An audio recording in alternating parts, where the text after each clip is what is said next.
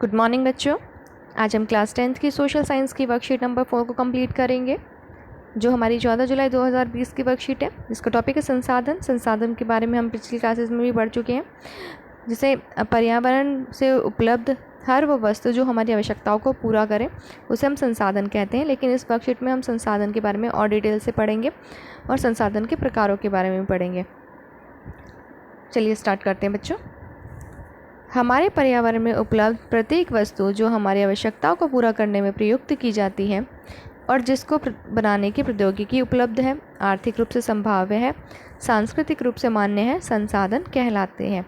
ये हो गई हमारी संसाधन की डेफिनेशन कि पर्यावरण में जो भी हमारी वस्तु उपलब्ध है जो हमारी आवश्यकताओं को पूरा करती है और जिसको बनाने के लिए प्रौद्योगिकी उपलब्ध है, मतलब जिसको बनाने के लिए हमारे पास टेक्निक है, टेक्नोलॉजी है उसको यूज़ करने की, बनाने की।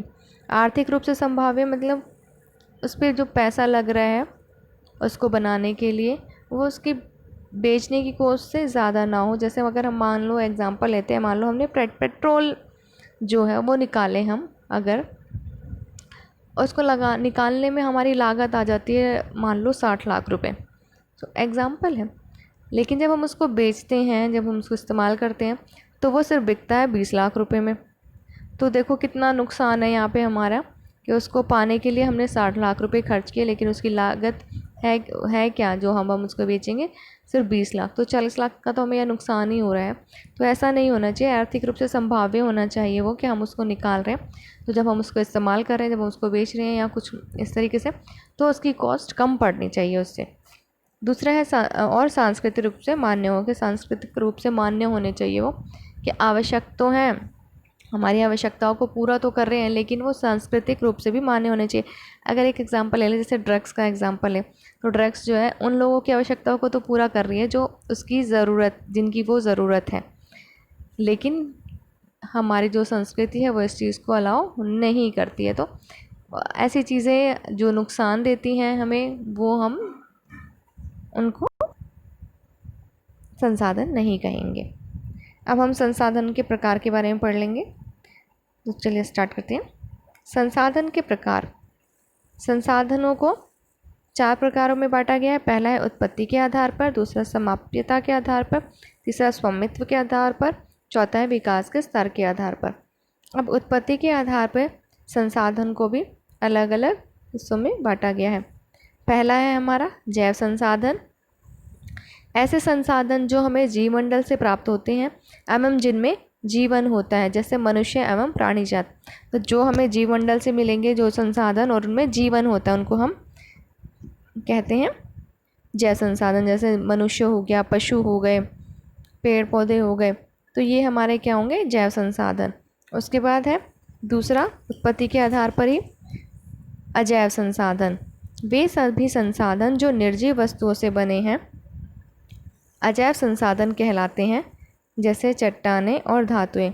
अब जो अजैव हैं, जो निर्जीव वस्तुओं से बने हुए हैं और जिनमें जीवन नहीं है, उनको क्या कहते हैं हम, अजैव संसाधन। जैसे चट्टानें और धातु का यहाँ पर एग्जाम्पल दिया गया है। नेक्स्ट है हमारा समाप्यता के आधार पर, कि समाप्ति उनकी जो है उसके आधार पर उनको वर्गीकृत किया गया है। पहला है हमारा नवीकरणीय संसाधन, मतलब जिनका हम दोबारा यूज़ कर सकते हैं और दोबारा बनाया जा सकता है जिनको।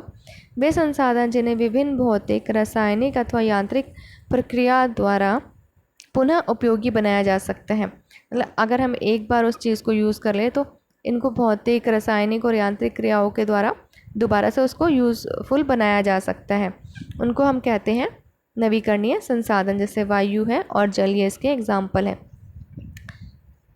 इनको हम एक बार यूज़ करने के बाद दोबारा इस्तेमाल कर सकते हैं।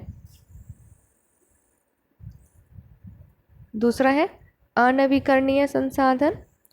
वे संसाधन जिन्हें एक बार उपयोग में लाने के बाद पुनः उपयोग में नहीं लाया जा सकता।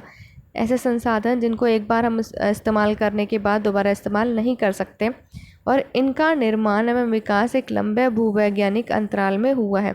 और इनको बनने के लिए, जैसे हमने एक बार इस्तेमाल कर लिया और उसको दोबारा चीज़ जब वो और बन रही होती है जो फ्रेश, उसको बनने में बहुत ज़्यादा टाइम लगता है, तो इनको हम कहते हैं अनवीकरणीय संसाधन। जैसे खनिज, जैसे यहाँ पे मैं आपको पेट्रोल डीजल इनका एग्जांपल दे सकती हूँ कि अगर हमने पेट्रोल एक बार यूज़ कर लिया तो वो ख़त्म हो गया, उसके बाद हम उसको दोबारा नहीं ला सकते, और इन चीज़ों को बनने में बहुत ज़्यादा टाइम लगता है। जैसे कोयला है, उसको भी बनने में बहुत साल लग जाते हैं।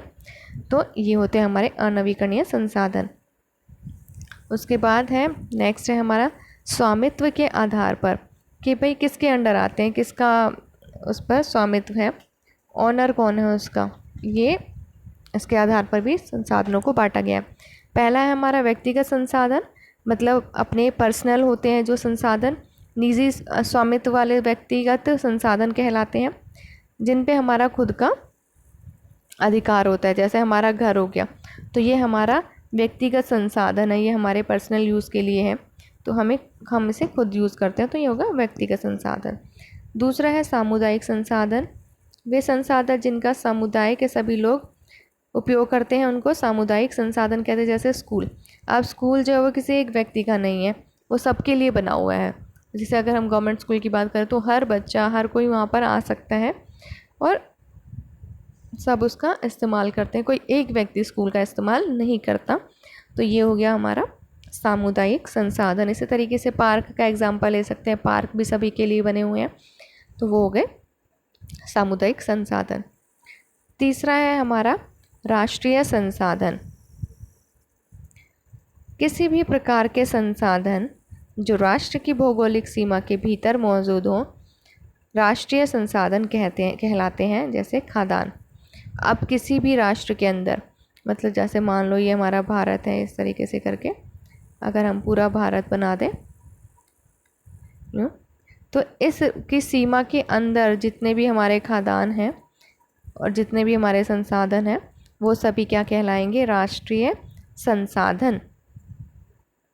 तो जैसे खाद्यान्न हो गई, तो खाद्यान्न जो भारत के, तो वो भारत के ही संसाधन कहलाएंगे। उसके बाद है अंतर्राष्ट्रीय संसाधन।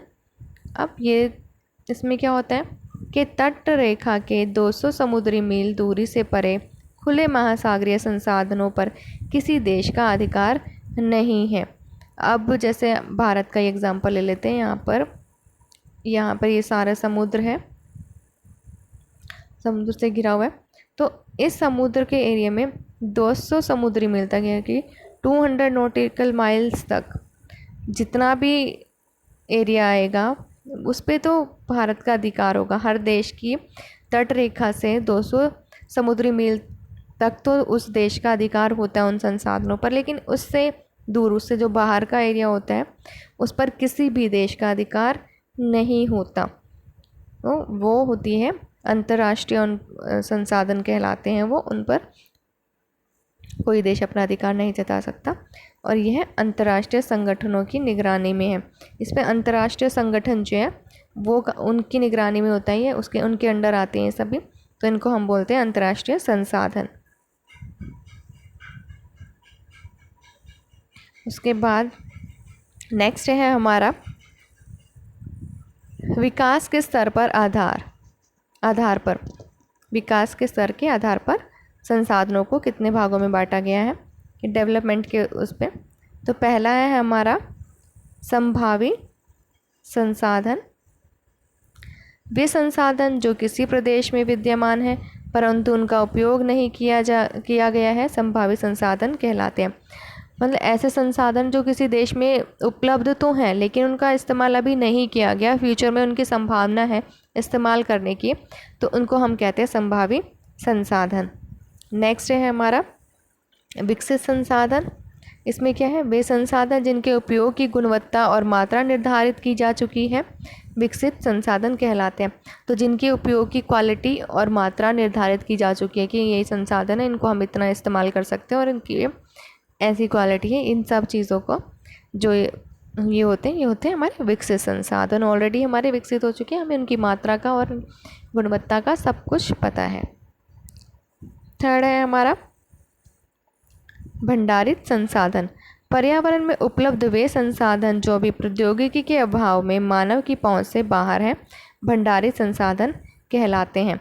अब भंडारित संसाधन में वो संसाधन आते हैं जो पर्यावरण में उपलब्ध तो हैं लेकिन टेक्नोलॉजी के अभाव में, टेक्नोलॉजी की कमी से के कारण मानव की पहुंच से बाहर है, हमें उसको इस्तेमाल नहीं कर पाते हैं, उनको हम कहते हैं भंडारित संसाधन।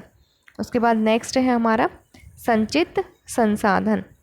वे संसाधन जिन्हें अभी तकनीकी ज्ञान के उपयोग से प्रयोग में लाया जा सकता है परंतु इनका उपयोग अभी आरंभ नहीं हुआ है, इन्हें हम कहते हैं संचित संसाधन। अब इसमें क्या है कि टेक्नोलॉजी यूज़ करके हम इसको यूज़ में तो ला सकते हैं, प्रयोग में ला सकते हैं इन संसाधनों को, लेकिन इनका उपयोग अभी आरंभ नहीं हुआ है। ऐसे संसाधनों को हम संचित संसाधन कहते हैं। अब भंडारित तो संचित संसाधन में यही एक डिफरेंस है कि यहाँ पर संचित संसाधन में हमारे पास टेक्नोलॉजी है लेकिन अभी हम उसको यूज़ में नहीं ला रहे, लेकिन भंडारित जो संसाधन है उनके लिए हमारे पास अभी प्रौद्योगिकी उपलब्ध नहीं है, टेक्नोलॉजी नहीं है हमारे पास उस चीज़ को यूज़ करने के लिए। तो ये थे हमारे संसाधनों के प्रकार। यहाँ पर ये वर्कशीट हमारी कंप्लीट होती है। आई होप आपको ये वर्कशीट समझ में आई होगी। नेक्स्ट वीडियो में हम इस वर्कशीट के क्वेश्चन आंसर्स को डिस्कस करेंगे। इस वीडियो में इतना ही। आई होप बच्चों आपको ये वर्कशीट समझ में आई होगी। हैव अ गुड डे बच्चों।